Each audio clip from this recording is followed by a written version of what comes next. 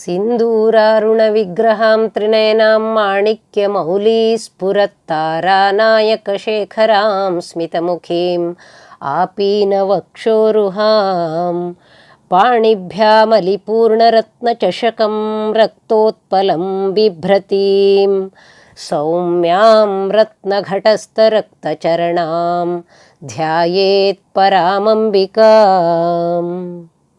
ಹಿಂದಿನ ಸಂಚಿಕೆಯ ಕೊನೆಯಲ್ಲಿ ಬಂದಂಥ ದೇವರ್ಷಿಗಣ ಸಂಘಾತ ಸ್ತೂಯಮಾನಾತ್ಮ ವೈಭವ ನಾಮದಿಂದ ಪ್ರಾರಂಭಿಸಿ 34ನೇ ಶ್ಲೋಕದ ಮೊದಲ ಭಾಗ ಹರನೇತ್ರಾಗ್ನಿ ಸಂದಗ್ಧ ಕಾಮ ಸಂಜೀವನ ಔಷಧಿ ಈ ನಾಮದ ತನಕ ಭಂಡಾಸುರ ವಧೆಯ ಪ್ರಸಂಗವಿದೆ.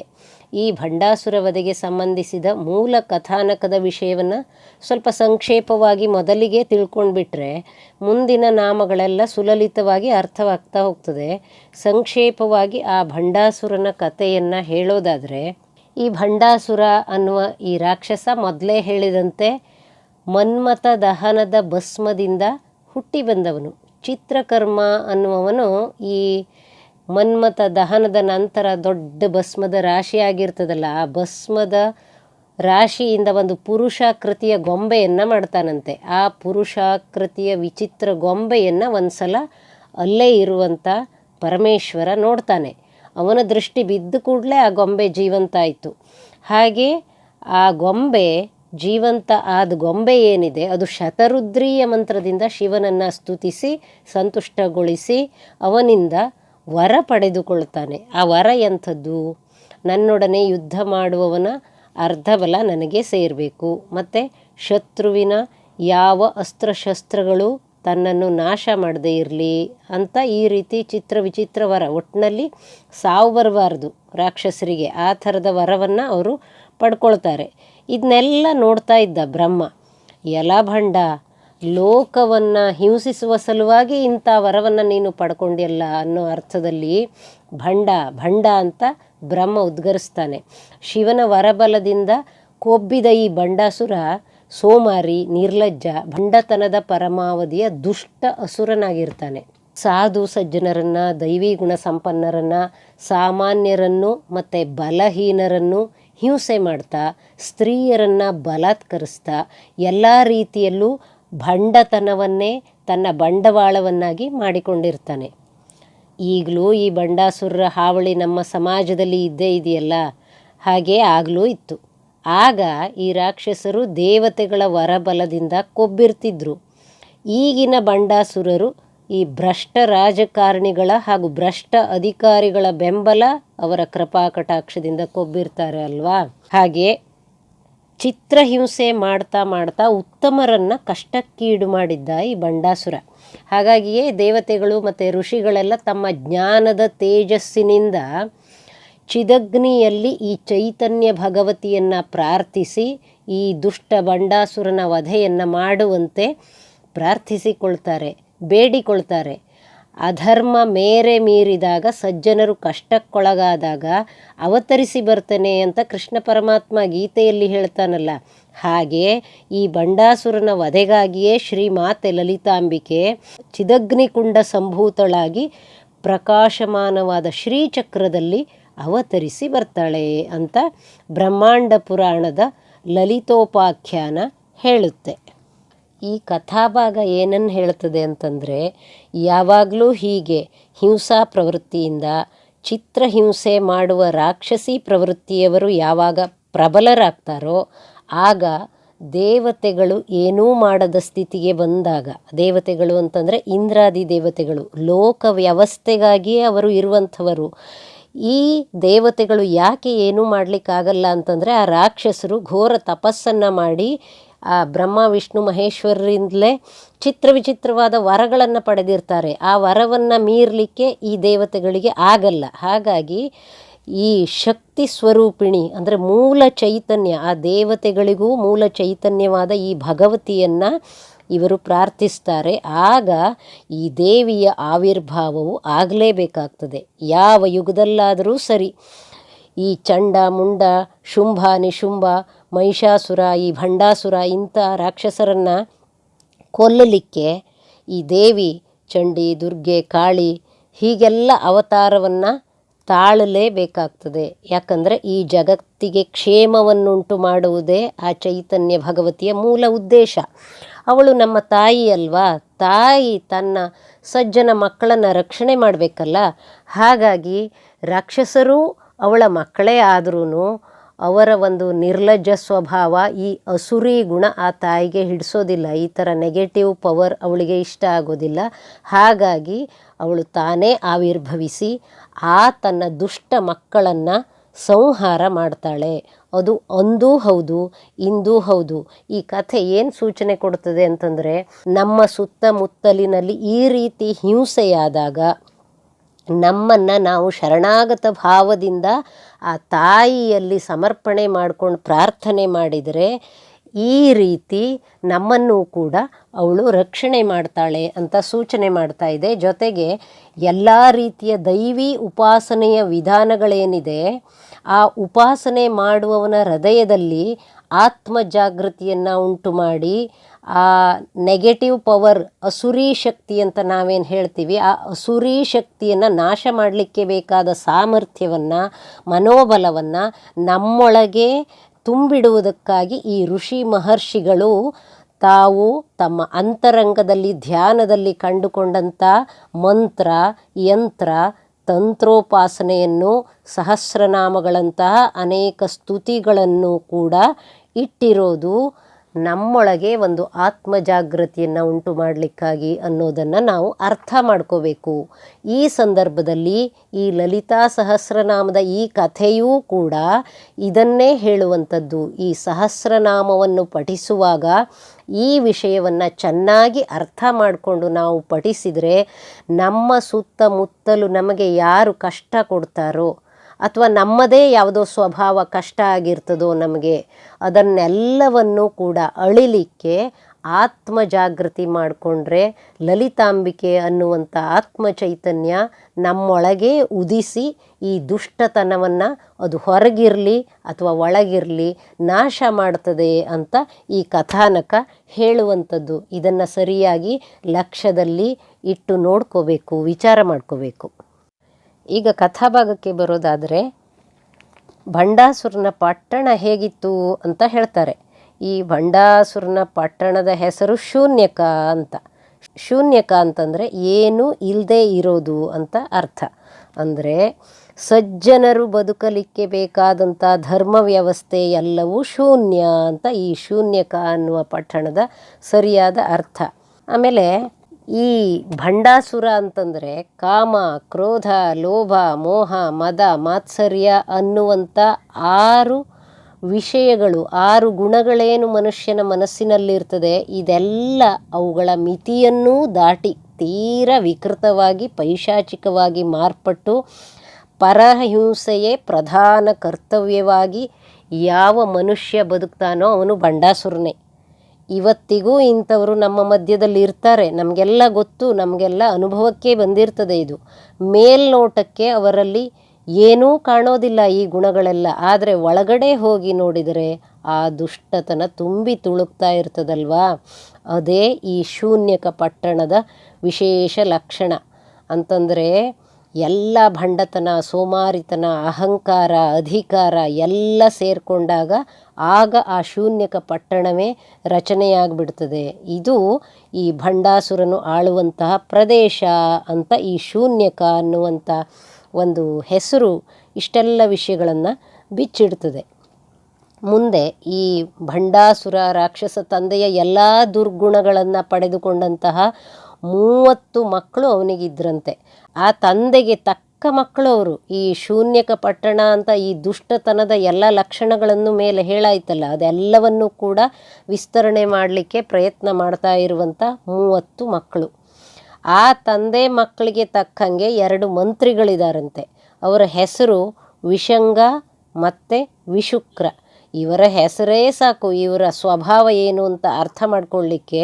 ವಿಶಂಗ ಅಂತಂದರೆ ಈ ಮಂತ್ರಿಗೆ ಅವನ ಮೈಯಲ್ಲೆಲ್ಲ ವಿಷವೇ ತುಂಬಿತ್ತು, ಅಂಗಗಳಲ್ಲೂ ಕೂಡ ವಿಷಪೂರಿತವಾಗಿದ್ದ ವ್ಯಕ್ತಿ ಇವನು ಅಂತ ಹೇಳಲಿಕ್ಕೆ ವಿಶಂಗ ಅನ್ನುವಂಥ ನಾಮ ಬಂದಿದೆ. ಹಾಗೆ ವಿಶುಕ್ರ ಅನ್ನುವಂಥ ಹೆಸರು ಕೂಡ ಹೇಳುವಂಥದ್ದೇನು ಅಂತಂದರೆ ಇವನ ಬುದ್ಧಿ ತುಂಬ ವಿಕೃತ ಆಗಿತ್ತು, ಬಲ ಇತ್ತು. ಬಲ ಪೂರ್ತಿ ವಿಕೃತ ಮನಸ್ಸಿಗೆ ಬಳಕೆ ಆಗ್ತಿತ್ತು. ವಿಕೃತ ಮನಸ್ಸು ಹೇಗೆ ವರ್ತನೆ ಮಾಡ್ತದೆ ಅದಕ್ಕೆ ಅವನ ಬಲ ಬಳಕೆ ಆಗ್ತಿತ್ತು. ಯಾವುದೂ ಸತ್ಸಹವಾಸ ಇವನಿಗೆ ಇರಲಿಲ್ಲ ಅನ್ನೋದನ್ನು ಈ ವಿಶುಕ್ರ ವಿಷಂಗ ಅನ್ನುವಂಥ ನಾಮಗಳು ಸೂಚಿಸುವಂಥದ್ದು. ಹಾಗೆ ಈ ಭಂಡಾಸುರನ ರಾಜ್ಯದ ಸೇನಾಧ್ಯಕ್ಷ ಮಹಿಷಾಸುರ ಅನ್ನುವಂಥವನಾಗಿದ್ದಂತೆ. ಈ ಮಹಿಷಾಸುರ ಅಂತ ಅಂದರೆ ಇದು ಕೂಡ ಈ ಹೆಸರೇ ಸೂಚಿಸುವಂತೆ ಕೋಣದಂತಹ ದಪ್ಪ ಚರ್ಮದವನು, ಸೋಮಾರಿ, ಮೂರ್ಖ. ಈ ಕೋಣಗಳು ಹೇಗಿರ್ತವೆ, ಎಮ್ಮೆ ಕೋಣ ಇಂಥದ್ದೆಲ್ಲ ಕಾಲು ಕೆರೆದು ಜಗಳಕ್ಕೆ ಬರುವಂಥ ಸ್ವಭಾವದವರು. ಅಂದರೆ ಎಷ್ಟು ಹೊತ್ತಿಗೆ ಕೋಪ ಬರ್ತದೆ, ಎಷ್ಟು ಹೊತ್ತಿಗೆ ಇವರು ಮತ್ತೊಬ್ಬರ ಮೇಲೆ ಹೋಗ್ತಾರೆ ಅನ್ನೋದನ್ನು ಹೇಳಲಿಕ್ಕಾಗೋದಿಲ್ಲ. ಅಂಥವ್ರ ಹತ್ರ ನಾವು ತುಂಬ ಎಚ್ಚರಿಕೆಯಿಂದ ಇರಬೇಕು. ಇದೆಲ್ಲ ನಮಗೆ ಗೊತ್ತೇ ಇದೆ ಅಲ್ವಾ. ಹಾಗಾಗಿ ಆ ಪಶುವಿನ ಸ್ವಭಾವ ಏನಿದೆ, ಆ ಪಶುವಿನ ಸ್ವಭಾವದಂತಹ ಸೇನಾಧ್ಯಕ್ಷ, ಭಂಡಾಸುರನ ಸೇನಾಧ್ಯಕ್ಷ ಅಥವಾ ಸೇನಾಪತಿ ಮಹಿಷಾಸುರ ಅಂತ ಹೇಳ್ತಾರೆ. ಅಂದರೆ ಇದು ಏನನ್ನು ಹೇಳ್ತದೆ ಅಂತಂದರೆ, ಈ ಭಂಡಾಸುರ, ಅವನ ಮಕ್ಕಳು, ಅವನ ಮಂತ್ರಿ, ಅವನ ಸೇನಾಧ್ಯಕ್ಷ, ಅವನ ಸೇನೆ ಎಲ್ಲವೂ ಕೂಡ ಈ ರೀತಿ ಚಿತ್ರ ವಿಚಿತ್ರ ದುರ್ಗುಣಗಳಿಂದ ತುಂಬಿ ದುಷ್ಟತನ ಅತಿಯಾಗಿ ಅವನ ರಾಜ್ಯದಲ್ಲಿ ಅಟ್ಟಹಾಸ ಮಾಡ್ತಾ ಮೆರೀತಿತ್ತು. ಹೇಳುವವರು ಇರಲಿಲ್ಲ, ಕೇಳುವವರು ಇರಲಿಲ್ಲ. ಹಾಗಾಗಿ ಇಂಥ ದುಷ್ಟತನ ಮೇರೆ ಮೀರಿದಾಗ ಇದರನ್ನು ನಿಗ್ರಹ ಮಾಡಲಿಕ್ಕೆ ಸಾಕ್ಷಾತ್ ಚೈತನ್ಯ ಭಗವತಿಯೇ ಬರಬೇಕಾಗ್ತದೆ. ಹಾಗಾಗಿ ಲೋಕ ರಕ್ಷಣೆಗಾಗಿ, ಧರ್ಮ ರಕ್ಷಣೆಗಾಗಿ, ಜ್ಞಾನ ರಕ್ಷಣೆಗಾಗಿ ಈ ಲಲಿತಾಂಬಿಕೆ ಅವತರಿಸಿ ಬಂದಿದ್ದು ಅಂತ ಈ ಲಲಿತೋಪಾಖ್ಯಾನದ ಈ ಕಥೆ ಹೇಳ್ತಾ ಇದೆ. ಜೊತೆಗೆ ಈ ಕಥೆ ನಮಗೆ ಕೊಡುವಂಥ ಸೂಚನೆ ಅಂತಂದರೆ, ನಮ್ಮಲ್ಲೂ ಕೂಡ ಈ ಕಾಮ, ಕ್ರೋಧ, ಲೋಭ, ಮೋಹ, ಮದ, ಮಾತ್ಸರ್ಯ ಅನ್ನುವಂಥ ಅರಿಷಡ್ವರ್ಗಗಳು ಇದ್ದೇ ಇರ್ತವೆ. ಯಾಕಂದರೆ ಇವು ಮಾನವರಲ್ಲಿಯ ಮೂಲ ಗುಣ ಸ್ವಭಾವ. ಇವೇನು ಮಾಡ್ತದೆ ಅಂತಂದರೆ ಮೇಲ್ನೋಟಕ್ಕೆ ಕಾಣೋದಿಲ್ಲ. ಎಲ್ಲರೂ ಒಳ್ಳೆಯವರಂತೆ ಕಾಣ್ತಾರೆ. ನಮಗೆ ನಾವಂತೂ ತುಂಬ ಒಳ್ಳೆಯವರು, ನಮಗೆ ಅದೆಲ್ಲ ಸ್ವಭಾವನೆ ಇಲ್ಲ ಅಂತ ನಮಗೆ ಅನ್ನಿಸ್ತಾ ಇರ್ತದೆ. ಆದರೆ ಎಲ್ಲರಲ್ಲೂ ಈ 6 ಗುಣಗಳು ಅಂತರ್ಗತವಾಗಿದ್ದು ಯೋಗ್ಯ ಕಾಲಕ್ಕಾಗಿ ಹೊಂಚು ಹಾಕ್ತಾ ಇರ್ತದೆ. ಸಮಯ ಬಂದಾಗ ಅವು ವಿಜೃಂಭಿಸ್ತವೆ, ಹೊರಗೆ ಬರ್ತದೆ. ಇದು ಮನುಷ್ಯರ ಮನಸ್ಸಿನ ವಿಷಯ. ಹಾಗಾಗಿ ಇದರನ್ನು ಅಳ್ಕೊಳ್ಳಿಕ್ಕೆ, ಅಂದರೆ ಇದರನ್ನು ನಾಶ ಮಾಡಲಿಕ್ಕೆ ನಾವು ಕೂಡ ಈ ಮಾತೆಯನ್ನು ಅಂತರ್ಗತವಾಗಿ, ಆಂತರಂಗಿಕವಾಗಿ ಈ ವಿಷಯ ಅಂದರೆ ಜ್ಞಾನದ ವಿಷಯವನ್ನೆಲ್ಲ ತಿಳಿದುಕೊಂಡು ಮಾತೆ ಮಾತ್ರ, ನಮ್ಮ ಮೂಲ ಚೈತನ್ಯ ಮಾತ್ರ ಈ ಕಾಮಕ್ರೋಧಾದಿ ಈ ವಿಷದ ವಿಷಯ ಅಂತೇನಿದೆಯೋ ಅದಕ್ಕಾಗಿ ಅರಿಷಡ್ವೈರಿ ಅಂತ ಅದನ್ನು ಕರೆಯೋದು.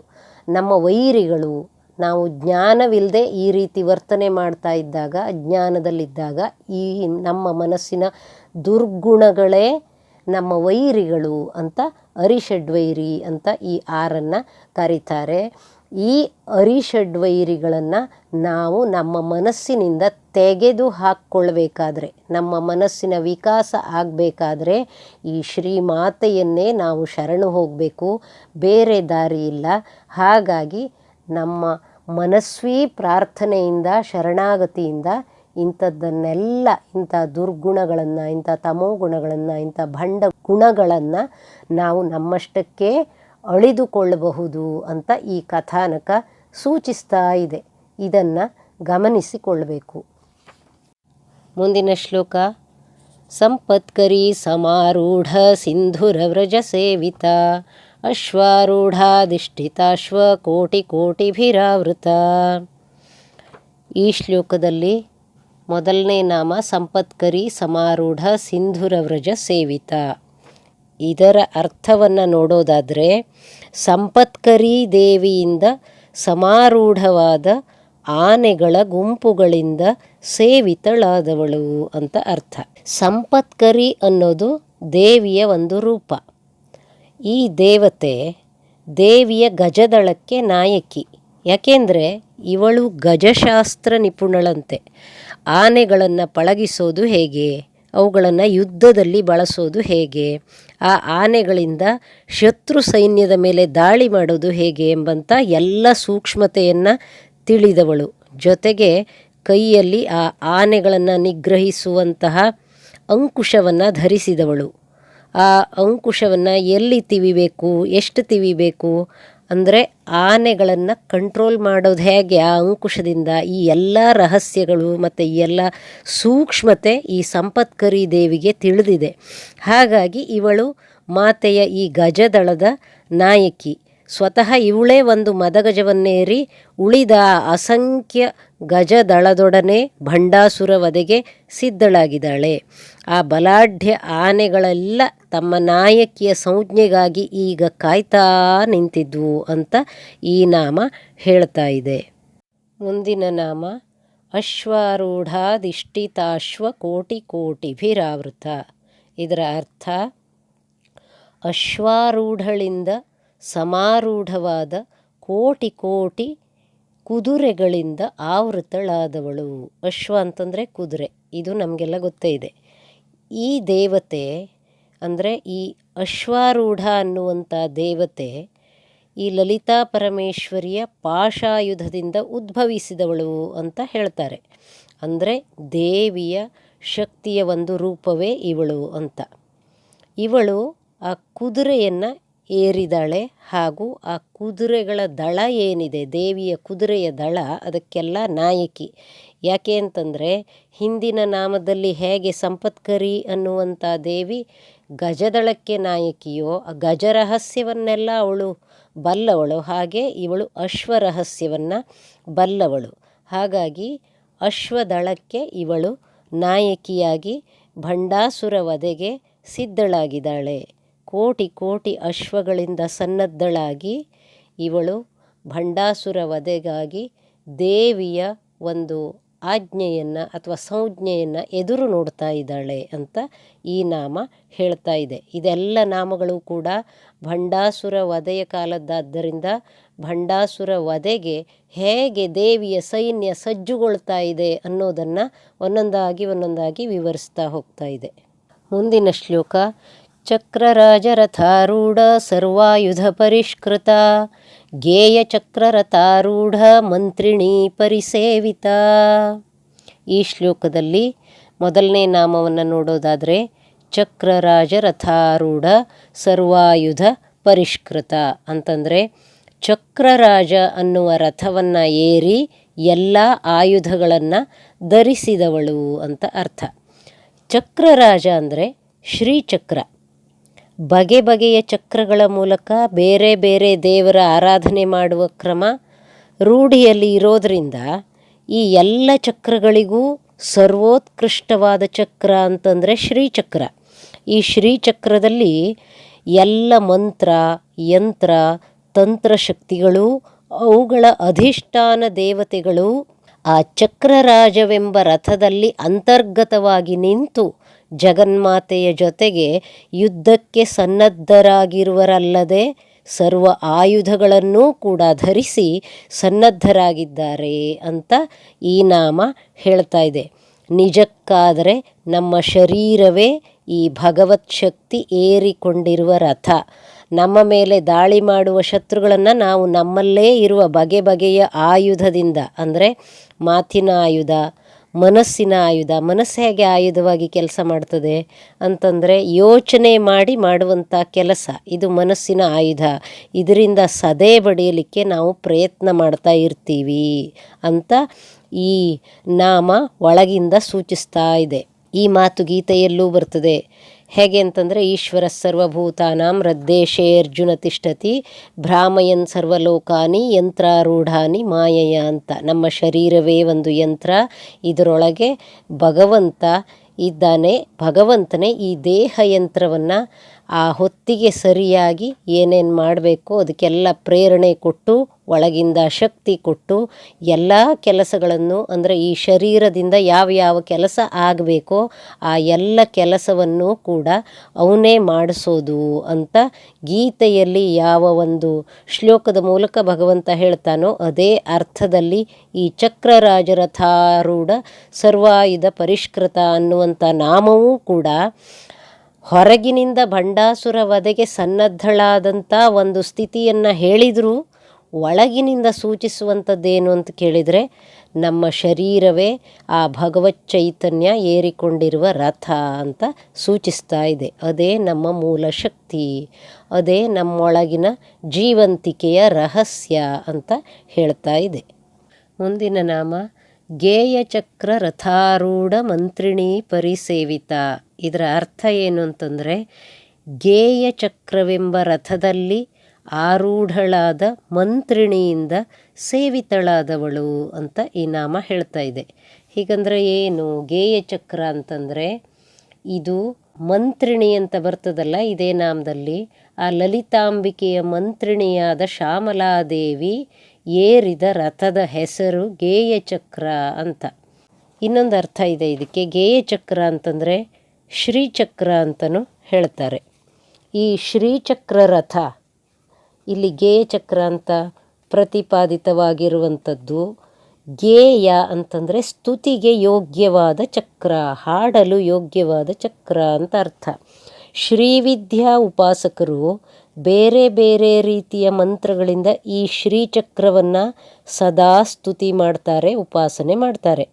ಸದಾ ತನ್ನ ಬುದ್ಧಿಯಲ್ಲಿ ಈ ಮಂತ್ರವನ್ನು ಈ ಶ್ಯಾಮಲಾಂಬಾದೇವಿ ಅನುಸಂಧಾನ ಮಾಡಿ ಆ ಶ್ರೀವಿದ್ಯೆಯ ಸಿದ್ಧಿಯನ್ನು ಪಡೆದು ಬುದ್ಧಿಕುಶಲತೆಯನ್ನು ಜ್ಞಾನವನ್ನು ಅದರಿಂದ ಗಳಿಸಿ ಆ ಗೇಯ ಚಕ್ರವನ್ನೇ ಅಥವಾ ಆ ಶ್ರೀಚಕ್ರವನ್ನೇ ಏರಿ ದುಷ್ಟ ದೈತ್ಯರ ನಿರ್ಮೂಲನೆಗೆ ತಯಾರಾಗಿದ್ದಾಳೆ ಅಂತ ಈ ನಾಮ ಶ್ರೀವಿದ್ಯಾ ಮಂತ್ರ, ತಂತ್ರ ಹಾಗೂ ಯಂತ್ರಗಳ ಉಪಾಸನೆಯಿಂದ ದೊರೆಯಬಹುದಾದ ಜ್ಞಾನ ಮತ್ತು ಬುದ್ಧಿ ಕೌಶಲವನ್ನು ಕೂಡ ಈ ನಾಮದಲ್ಲಿ ಹೇಳ್ತಾ ಇದೆ.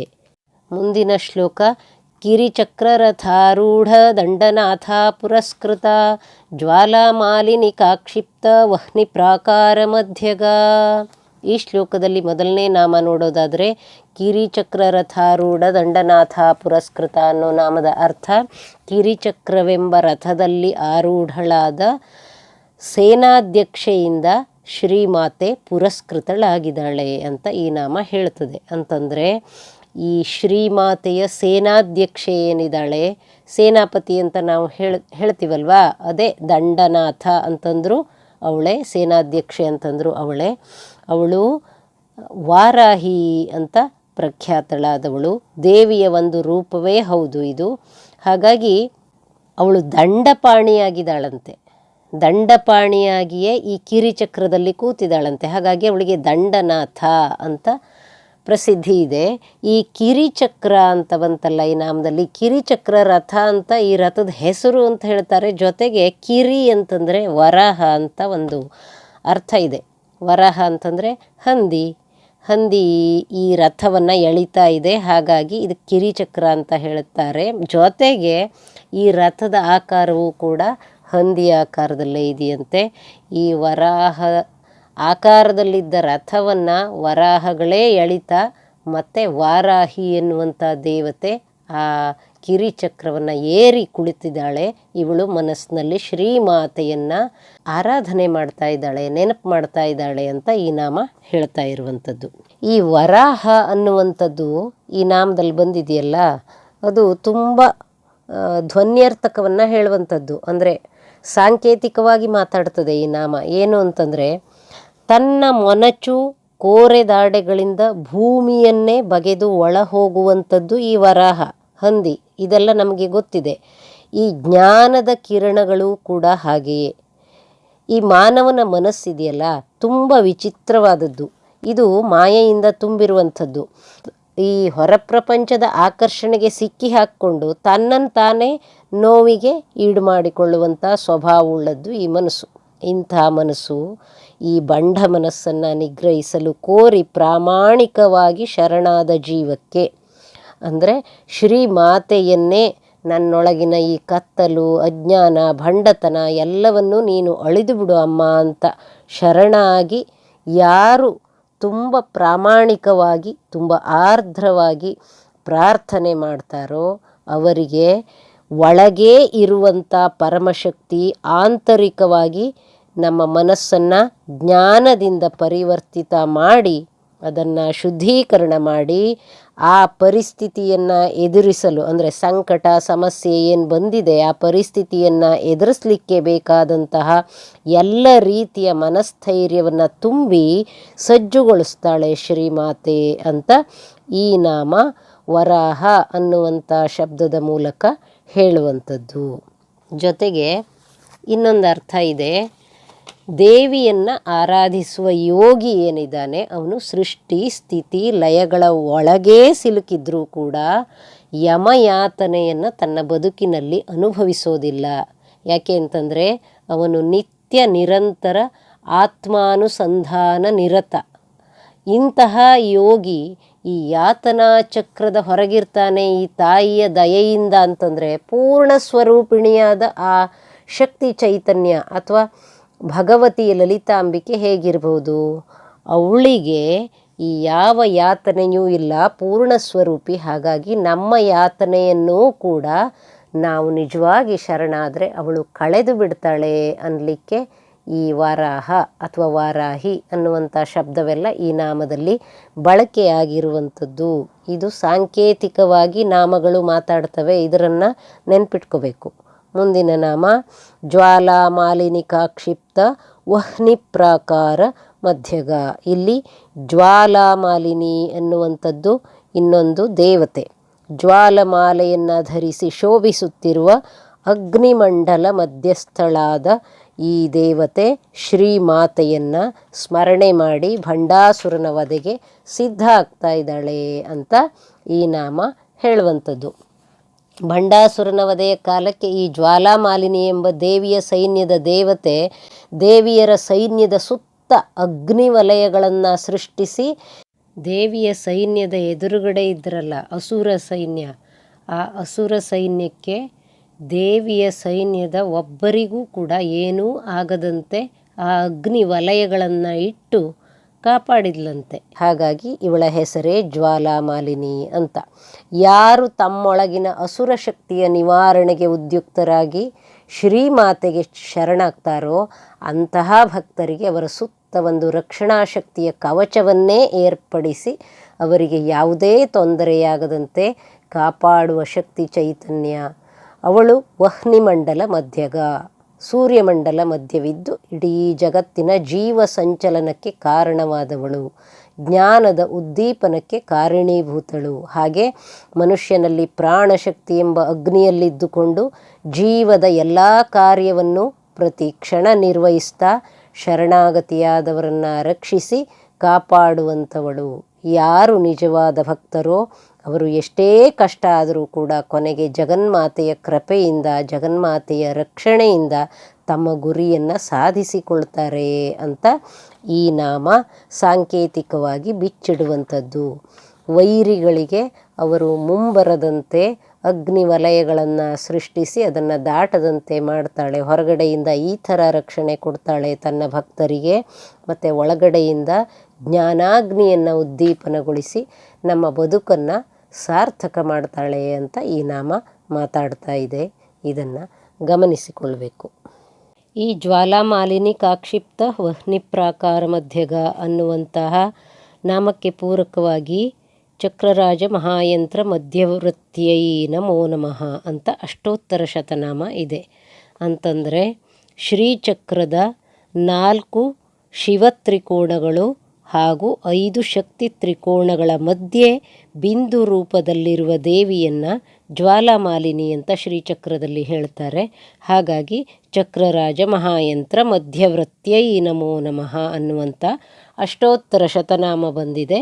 ಇದನ್ನು ಗಮನಿಸಿಕೊಳ್ಳಿ. ಮುಂದಿನ ಶ್ಲೋಕ ಭಂಡ ಸೈನ್ಯವಧೋದ್ಯುಕ್ತ ಶಕ್ತಿ ವಿಕ್ರಮಹರ್ಷಿತ ನಿತ್ಯ ಪರಾಕ್ರಮಾಟೋಪ ನಿರೀಕ್ಷಣ ಸಮುತ್ಸುಕ. ಈ ಶ್ಲೋಕದಲ್ಲಿ ಮೊದಲನೇ ನಾಮ ಏನನ್ನು ಹೇಳ್ತದೆ ಅಂತಂದರೆ ಭಂಡ ಸೈನ್ಯ ವಧೋದ್ಯುಕ್ತ ಶಕ್ತಿ ವಿಕ್ರಮ ಹರ್ಷಿತ. ಇದರ ಅರ್ಥ ಭಂಡಾಸುರನ ಚತುರಂಗ ಸೈನ್ಯದ ವಧೆಯಲ್ಲಿ ತೊಡಗಿರುವ ತನ್ನ ಶಕ್ತಿಗಳ ಪರಾಕ್ರಮದಿಂದ ಹರ್ಷಗೊಂಡವಳು ಅಂತ ಈ ನಾಮ ಮಾತೆಯನ್ನು ಸ್ತುತಿ ಮಾಡ್ತಾ ಇದೆ. ಹಾಗಂದರೆ ಹಿಂದಿನ ನಾಮಗಳಲ್ಲಿ ನಾವು ನೋಡಿದ್ವಲ್ಲ, ಸಂಪತ್ಕರಿ, ಅಶ್ವಾರೂಢ, ವಾರಾಹಿ, ದಂಡನಾಥ ಮತ್ತು ಶ್ಯಾಮಲಾಂಬ ಈ ಶಕ್ತಿದೇವಿಯರ ನೇತೃತ್ವದಲ್ಲಿ ಅಸಂಖ್ಯ ಶಕ್ತಿರೂಪಿಣಿಯರು ಲಲಿತಾಂಬಿಕೆಯ ಶರೀರದಿಂದಲೇ ಉದ್ಭವಿಸಿ ಬಂದು ವಿವಿಧ ಆಯುಧಗಳನ್ನು ಕೈಯಲ್ಲಿ ಧರಿಸಿ ಭಂಡಾಸುರ ವಧೆಗೆ ಸಿದ್ಧರಾಗಿ ನಿಂತಿದ್ದಾರೆ. ಭಂಡಾಸುರ ಸೈನ್ಯದ ವಧೆಯನ್ನು ಮಾಡ್ತಾ ಇದ್ದಾರೆ. ಇದು ಏನನ್ನು ಹೇಳ್ತದೆ ಅಂತಂದರೆ, ಶ್ರೀಮಾತೆಯ ಸೈನ್ಯವೆಲ್ಲ ಸ್ತ್ರೀ ಶಕ್ತಿ ರೂಪಿಣಿಯರಿಂದಲೇ ಕೂಡಿದ್ದು ಅಂತ ಸೂಚನೆ ಕೊಡ್ತಾ ಇದೆ. ಇಲ್ಲಿ ಭಂಡಾಸುರ ವಧೆಗೆ ಉದ್ಯುಕ್ತರಾದವರೆಲ್ಲರೂ ಸ್ತ್ರೀಯರೇ. ಬೇರೆ ಬೇರೆ ಶಕ್ತಿ ದೇವತೆಗಳ ನೇತೃತ್ವದಲ್ಲಿ ಸ್ತ್ರೀಯರೇ ಸಿದ್ಧರಾಗಿದ್ದಾರೆ ಅನ್ನೋದನ್ನು ನಾವು ಇಲ್ಲಿ ಗಮನಿಸಬೇಕಾದ್ದು. ಇದೇನು ಹೇಳ್ತದೆ ಅಂತಂದರೆ, ಈ ಭಂಡಾಸುರನಂತೆ ಇರುವವರಿಗೆ ಸ್ತ್ರೀಯರೆಂದರೆ ಬಹಳ ಹಗುರ, ನಿರ್ಲಕ್ಷ್ಯ. ಅವರನ್ನು ಭೋಗವಸ್ತುವಿನಂತೆ ಈ ದುರಹಂಕಾರಿ ನಿರ್ಲಜ್ಜರು ಭಾವಿಸ್ತಾರೆ. ಹಾಗಾಗಿ ಈ ಸ್ತ್ರೀಯರಿಂದ ತಮಗೆ ಯಾವ ಅಪಾಯವೂ ಇಲ್ಲ, ಸ್ತ್ರೀಯರು ಅಬಲೆಯರು, ಶಕ್ತಿಹೀನರು ಅಂತೆಲ್ಲ ಭಾವಿಸಿ ದೌರ್ಜನ್ಯ ನಡೆಸ್ತಾರೆ. ಇದು ಎಲ್ಲ ಕಾಲಕ್ಕೂ ಅನ್ವಯಿಸುವ ಮಾತು. ಹಾಗಾಗಿ ಸ್ತ್ರೀಯರನ್ನು ನಿರ್ಲಕ್ಷಿಸಿ, ತುಳಿದು, ದುರಹಂಕಾರದಿಂದ ವರ್ತಿಸಿ ಕೊನೆಗೆ ಕೆರಳಿದ ಆ ಸ್ತ್ರೀ ಶಕ್ತಿಯಿಂದಲೇ ಇವರ ನಾಶ ಆಗುತ್ತೆ ಅಂತ ಈ ನಾಮಗಳು ಭಂಡಾಸುರ ವಧೆಯ ಪ್ರಕರಣದಿಂದ ನಮಗೆ ಸೂಚಿಸುವಂಥದ್ದು. ಇದನ್ನು ಗಮನಿಸಿಕೊಳ್ಬೇಕು. ಜೊತೆಗೆ ಈ ಭಂಡಾಸುರ ಅಂತ ಹೇಳ್ತಾ ಈ ಅಸುರ ಸಂಪತ್ತು ಹೇಗಿರ್ತದೆ ಅಂತ ಗೀತೆಯಲ್ಲಿ ಸ್ಪಷ್ಟವಾಗಿ 16ನೇ ಅಧ್ಯಾಯದಲ್ಲಿ ಅಸುರ ಸಂಪತ್ತಿನ ಬಗೆಗೆ ವಿವರವಾದ ವಿವರಣೆಯನ್ನು ಕೃಷ್ಣ ಕೊಡ್ತಾನೆ. ಇಂಥ ಅಸುರತ್ವವನ್ನು ಅದು ನಮ್ಮೊಳಗಿರಲಿ ಅಥವಾ ಹೊರಗಿಂದ ಬೇರೆಯವರ ಮೂಲಕ ನಮ್ಮ ಮೇಲೆ ದಾಳಿ ಮಾಡ್ತಾ ಇರಲಿ, ನಮ್ಮೊಳಗೇ ಸ್ಥಿತಳಾದ ಆತ್ಮಶಕ್ತಿಯ ಸ್ಮರಣೆ ಮತ್ತು ಧ್ಯಾನದಿಂದ ಅವುಗಳ ನಿಗ್ರಹಕ್ಕೆ ಬೇಕಾದ ಕೆಲಸವನ್ನು ನಾವು ಮಾಡ್ತಾ ಬಂದಾಗ ಅವುಗಳ ಮೇಲೆ ನಿಶ್ಚಯವಾಗಿಯೂ ನಾವು ಜಯವನ್ನು ಗಳಿಸಿ ನಮ್ಮ ಬದುಕಿನಲ್ಲಿ ಮುನ್ನಡೆಯಬಹುದೆಂಬ ಸೂಚನೆಯನ್ನು ಈ ನಾಮ ನೀಡ್ತಾ ಇದೆ. ಅಂದರೆ ಈ ಭಂಡಾಸುರ ವಧೆಯ ನಾಮಗಳು ಹೊರಗಿನಿಂದ ಭಂಡಾಸುರನ ಸಂಹಾರ ಹೇಗಾಯಿತು ಅಂತ ಪೌರಾಣಿಕ ಕಥೆಯಲ್ಲಿ ನಿರೂಪಿಸಿದರೂ ಕೂಡ ಒಳಗಿನಿಂದ ನಾವೇನು ಮಾಡ್ಕೋಬಹುದು ಈ ಚೈತನ್ಯ ಭಗವತಿಯ ಆರಾಧನೆಯಿಂದ? ನಮ್ಮ ಬದುಕಿನಲ್ಲೂ ಬರುವಂಥ ಕಷ್ಟದ ಸಮಯ ಈ ಥರದ್ದೆಲ್ಲ ಇರ್ತದೆ. ನಮಗೆ ಬದುಕಿನ ವಿವಿಧ ಸ್ತರದಲ್ಲಿ ಈ ರೀತಿಯ ಅನುಭವಗಳು ಬಹಳಷ್ಟು ಜನರಿಗೆ ಆಗ್ತಾನೇ ಇರ್ತದೆ. ಸ್ತ್ರೀಯರಿಗಂತೂ ನಮ್ಮ ಸುತ್ತಮುತ್ತಲಿನ ಸಮಾಜದಲ್ಲಿ ಬದುಕುವಂಥದ್ದು ಅಂದರೆ ನಮ್ಮ ಮನಸ್ಸನ್ನು ಅತ್ಯಂತ ಸೂಕ್ಷ್ಮವಾಗಿ ಮಾಡಿಕೊಂಡು ಎಲ್ಲರ ನಡೆಯನ್ನು ಸೂಕ್ಷ್ಮವಾಗಿ ಗಮನಿಸ್ತಾನೆ ಎಚ್ಚರಿಕೆಯಿಂದ ಬದುಕಬೇಕಾದ ಅಗತ್ಯ ಇದೆ. ಈಗಿನ ಸಮಾಜದಲ್ಲಂತೂ ಇದು ಅತೀ ಹೆಚ್ಚು. ಹಾಗಾಗಿ ಈ ಭಂಡಾಸುರರ ಹಾವಳಿ ನಮ್ಮ ಸುತ್ತಮುತ್ತಲೇ ಇರೋದಕ್ಕೆ ಈ ರೀತಿ ನಾವು ನಮ್ಮ ಒಳಗಿನ ಒಂದು ಉಪಾಸನೆಯಿಂದ, ಶರಣಾಗತಿಯಿಂದ ಆತ್ಮಚೈತನ್ಯವನ್ನು ಜಾಗೃತಿಗೊಳಿಸ್ಕೊಂಡು ನಮ್ಮನ್ನೇ ನಾವು ಕಾಪಾಡಿಕೊಳ್ಬಹುದು ಅಂತ ಈ ನಾಮ ಹೇಳ್ತಾ ಇದೆ. ಇದನ್ನು ನಾವು ಸರಿಯಾಗಿ ಗಮನದಲ್ಲಿ ಇಟ್ಕೋಬೇಕು. ಮುಂದಿನ ನಾಮ ನಿತ್ಯ ಪರಾಕ್ರಮಾಟೋಪ ನಿರೀಕ್ಷಣ ಸಮುತ್ಸುಕ ಅಂತಂದರೆ ನಿತ್ಯಾಶಕ್ತಿಗಳ ಪರಾಕ್ರಮದ ಆಟೋಪವನ್ನು ನೋಡಿ ತುಂಬ ಸಂತೋಷಗೊಂಡವಳು ಅಂತ ಈ ನಾಮ ಹೇಳ್ತಾ ಇದೆ. ಅಂತಂದರೆ ಈ ನಿತ್ಯಾಶಕ್ತಿಗಳು ಅಥವಾ ತಿಥಿ ನಿತ್ಯಾದೇವಿಯರು ಅಂತ 15 ವಿವಿಧ ಶಕ್ತಿ ದೇವತೆಯರನ್ನು ಶ್ರೀವಿದ್ಯಾತಂತ್ರ ಕ್ರಮದಲ್ಲಿ ಆರಾಧನೆ ಮಾಡ್ತಾರೆ. ಇವರೆಲ್ಲ ದೇವಿಯಿಂದಲೇ ಉದ್ಭವಿಸಿದ ದೇವತೆಯರು. ಈ 15 ನಿತ್ಯಾಶಕ್ತಿ ದೇವಿಯರು ಭಂಡಾಸುರನ 15 ಬಲಿಷ್ಠ ಸೇನಾಪತಿಗಳನ್ನು ತುಂಡರಿಸ್ತಾರೆ. ನಿತ್ಯಾದೇವಿಯರ ಈ ಆಟೋಪವನ್ನು ನೋಡಿ ದೇವಿ ಸಂತೋಷ ಹೊಂದಿದ್ಲು ಅಂತ ಈ ನಾಮದ ವಿವರಣೆ. ಜೊತೆಗೆ ಇದು ಇನ್ನೊಂದು ಅರ್ಥವನ್ನು ಇಲ್ಲಿ ಬಿಚ್ಚಿಡ್ತದೆ. ಈ ಆದಿಶಕ್ತಿ ತನ್ನ ವಿವಿಧ ಶಕ್ತಿಯ ಮೂಲಕ ಸದಾ ಸೃಷ್ಟಿ, ರಕ್ಷಣೆ ಮತ್ತು ಲಯ ಕಾರ್ಯವನ್ನು ಮಾಡ್ತಾನೇ ಇರ್ತಾಳೆ. ಅಂದರೆ ನಾವು ಸೃಷ್ಟಿ, ಸ್ಥಿತಿ, ಲಯ ಅಂತ ಹೇಳ್ತೀವಲ್ವ, ಆ ಮೂರೂ ಕಾರ್ಯವನ್ನು ಲೀಲಾವಿಹಾರವಾಗಿ ಮಾಡ್ತಾ ಇರ್ತಾಳೆ. ಅವಳಿಗದು ತುಂಬ ಸುಲಭ ಅಂತ. ಲೀಲಾವಿಹಾರ ಅಂದರೆ ಆಟದಂತೆ ಈ ಲೀಲಾವಿಹಾರವನ್ನು ಮಾಡ್ತಾ ಇರ್ತಾಳೆ. ಅಷ್ಟೇ ಅಲ್ಲ, ಈ ತನ್ನ ಸೃಷ್ಟಿ, ಸ್ಥಿತಿ, ಲಯದಲ್ಲಿ ಸದಾ ಸಾಕ್ಷಿಯಾಗಿ ಅವಳು ಯಾವ ಪಕ್ಷಪಾತವೂ ಇಲ್ಲದಂತೆಯೇ ಸತ್ಯ ಧರ್ಮದ ಪಾಲನೆಯನ್ನು ಮಾಡ್ತಾನೇ ಇರ್ತಾಳೆ ಅಂತ ಈ ನಾಮ ಹೇಳ್ತಾ ಇದೆ. ಜೊತೆಗೆ ಈ ನಾಮವನ್ನು ನಮಗೆ ಅನ್ವಯಿಸಿಕೊಂಡ್ರೆ, ಪರ್ಸ್ನಲಿ ನಮಗೆ ಅನ್ವಯಿಸಿಕೊಂಡು ನೋಡಿದಾಗ ನಮ್ಮ ದೇಹದ ಹುಟ್ಟು, ಬೆಳೆಯುವಿಕೆ ಹಾಗೂ ಸಾವಿನ ಲೀಲೆಯ ಆಟೋಪದಲ್ಲೂ ಈ ಚೈತನ್ಯ ಭಗವತಿ ಸದಾ ಸಾಕ್ಷಿಯಾಗಿ ನೋಡ್ತಾನೆ ಇರ್ತಾಳೆ. ನಾವು ನಮ್ಮ ಆಟೋಪಗಳನ್ನೆಲ್ಲ ಬದುಕಿನಲ್ಲಿ ನಡೆಸ್ತೀವಲ್ಲ, ಆಗಲೂ ಒಳಗಿನಿಂದ ನಮ್ಮನ್ನು ಸದಾ ನೋಡುತ್ತಿರುವಂಥ ಒಂದು ಕಣ್ಣು ಈ ಮಾತೆಯ ಕಣ್ಣು. ಹಾಗೂ ಜಗತ್ತಿನ ಯಾವುದೂ ಕೂಡ ಈ ಸಾಕ್ಷಿ ಕಣ್ಣಿನ ವೀಕ್ಷಣೆಯಿಂದ ಯಾವಾಗಲೂ ತಪ್ಪಿಸಿಕೊಳ್ಳಿಕ್ಕೆ ಸಾಧ್ಯ ಇಲ್ಲ. ನಮ್ಮ ಯಾವ ಆಟೋಪಗಳನ್ನು ಅವಳಿಂದ ಬಚ್ಚಿಡೋದಕ್ಕೆ ಆಗಲ್ಲ. ನಾವು ನಿದ್ದೆ ಮಾಡಿದಾಗಲೂ ಕೂಡ ಅವಳು ಮಾತ್ರ ಎಚ್ಚರದಿಂದ ನಮ್ಮನ್ನು ಸದಾ ನೋಡ್ತಾನೆ ಇರ್ತಾಳೆ. ಹಾಗಾಗಿ ನಾವು ಯಾವ ಯೋಚನೆ, ಯಾವ ಕೆಲಸ ಮಾಡುವಾಗಲೂ ಕೂಡ ತುಂಬ ಎಚ್ಚರಿಕೆಯಿಂದ, ಅಂದರೆ ನಮಗೆ ಗೊತ್ತಿರಲಿ ಗೊತ್ತಿಲ್ಲದೆ ಇರಲಿ, ನಮ್ಮ ಕಣ್ಣಿನ ಹಿಂಗಡೆಯಿಂದ ಒಂದು ಕಣ್ಣು ನಮ್ಮನ್ನು ಸದಾ ನೋಡ್ತಾ ಇರ್ತದೆ ಅನ್ನುವಂಥ ಒಂದು ಎಚ್ಚರಿಕೆಯಿಂದ, ಪ್ರಾಮಾಣಿಕತೆಯಿಂದ, ಪ್ರೀತಿಯಿಂದ ನಮ್ಮ ಕೆಲಸವನ್ನು ನಾವು ಮಾಡಬೇಕು ಅನ್ನುವಂಥದ್ದು ಈ ನಾಮದ ಒಳ ಅರ್ಥ. ಈ ಅಸುರವಧೆಯನ್ನು ಹೇಳ್ತಾ ಇರುವಂಥ ಈ ಎಲ್ಲ ನಾಮಗಳಲ್ಲೂ ನಮ್ಮ ಹೊರಗಿನ ಅಸುರಶಕ್ತಿ ಮತ್ತು ಒಳಗಿನ ತಮಸ್ಸನ್ನು ಕೂಡ ಕಳೆದುಕೊಳ್ಳುವಂಥ ಬಗೆಯಲ್ಲಿ ಈ ಚೈತನ್ಯ ಭಗವತಿ ಲಲಿತಾಂಬಿಕೆಯನ್ನು ಹೇಗೆ ಅನುಸಂಧಾನ ಮಾಡಬೇಕು, ಆರಾಧನೆ ಮಾಡಬೇಕಾದ್ರೆ ಹೇಗೆ ಅವಳನ್ನು ನಮ್ಮ ಅಂತರಂಗದಲ್ಲಿ ಭಾವಿಸ್ಕೊಳ್ಬೇಕು ಅಂತ ಈ ನಾಮಗಳು ಬಹಳ ಮಾರ್ಮಿಕವಾಗಿ ತೆರೆದುಕೊಳ್ತಾ ಹೋಗುತ್ತೆ. ಇದನ್ನು ನಾವು ಮನನ ಮಾಡಿಕೊಳ್ತಾ ಸಹಸ್ರನಾಮಾರ್ಚನೆಯನ್ನು ಮಾಡಿದಾಗ ಅದೇ ಒಂದು ತಪಸ್ಸಾಗುತ್ತೆ. ಇದು ಅರ್ಚನೆ ಮಾಡುವಾಗ ಮತ್ತು ಪಠನೆ ಮಾಡುವಾಗ ನಾವು ತಿಳಿದುಕೊಳ್ಳಬೇಕಾದ್ದು ಅತ್ಯಂತ ಮುಖ್ಯ. ಕೊನೆಯದಾಗಿ ನಿಮ್ಮಲ್ಲಿ ನನ್ನದೊಂದು ವಿನಯಪೂರ್ವಕವಾದ ಪ್ರಾರ್ಥನೆ ಇದೆ.